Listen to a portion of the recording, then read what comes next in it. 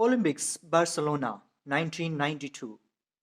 Derek Redmond, the anticipated gold medalist of England in the 400-meter race. He had finished first in entire knockout rounds and entered the semi-final due to his long years of training and practice, hard work and self-confidence. He lined up for the semi-final race and the race began. But in the middle of the race, he collapsed, causing a serious injury to his leg muscle. Excruciating pain. All the competent crossed to him and finished the race. The whole world expected him to quietly move out of the track, but instead he slowly got up and started running in spite of the unbearable pain. Suddenly, a man from the crowd, avoiding all the barriers and securities, came forward to help Derek. It was his father. He discouraged him to move forward, but Derek wanted to complete the race. Looking at his great determination, his father promised him his help to reach the destination. But just 1 meter ahead of the finishing line, his father said, "You were in need of me till here. Now you have to finish the race alone." And when Derek completed, the entire gallery stood up in awe and great admiration. This takes me to another important anecdote, which was written in the book When Bad Things Happen to Good People, written by Harold S. Kushner. There were two storekeepers who were bitter rivals. Their stores were across the street from each other. They would spend each day sitting in the doorway, keeping track of each other's business. If one got a customer, he would smile in triumph at his rival. One night, an angel appeared to one of the shopkeepers in a dream and said, "God has sent me to teach you a lesson. He will give you anything you ask for, but I want you to know that whatever you get, your competitor across the street will get twice as much.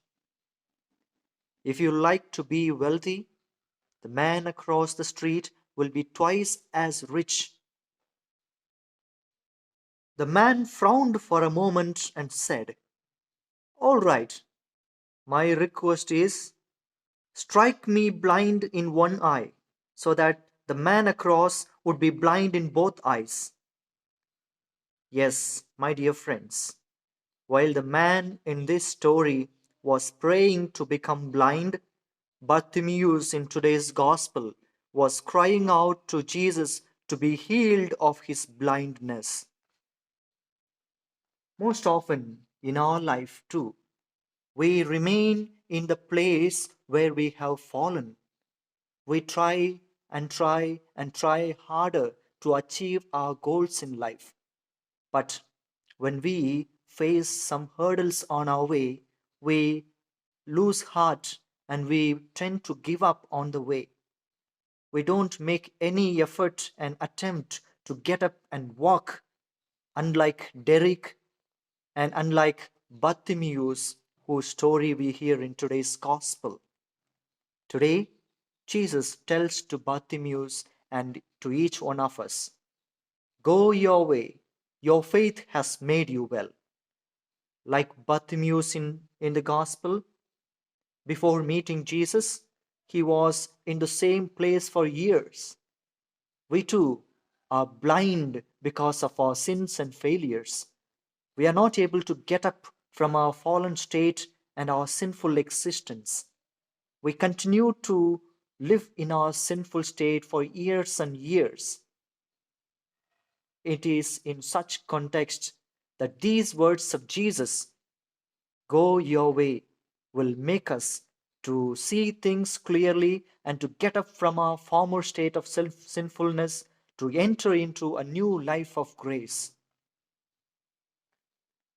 we can learn three important lessons from the incident of Bartimaeus and from the story of Derek.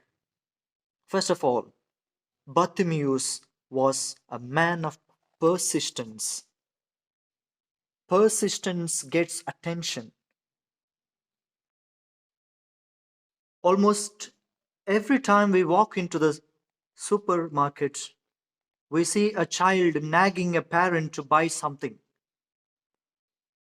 We are to be as persistent in our prayers and efforts as those children.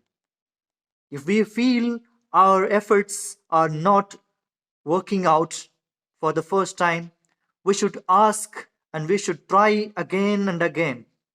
We should be diligent with our persistence and not give up on what is important to us.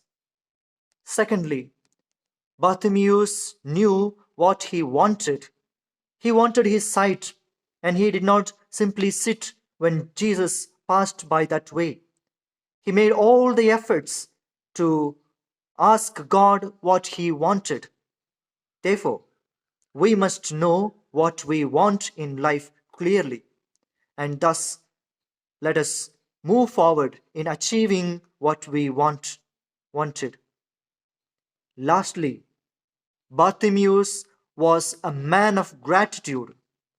Having received his sight, he did not sit in the same place begging, but he followed Jesus. God has blessed us with many gifts. And how do we show our gratitude to God for his goodness to us?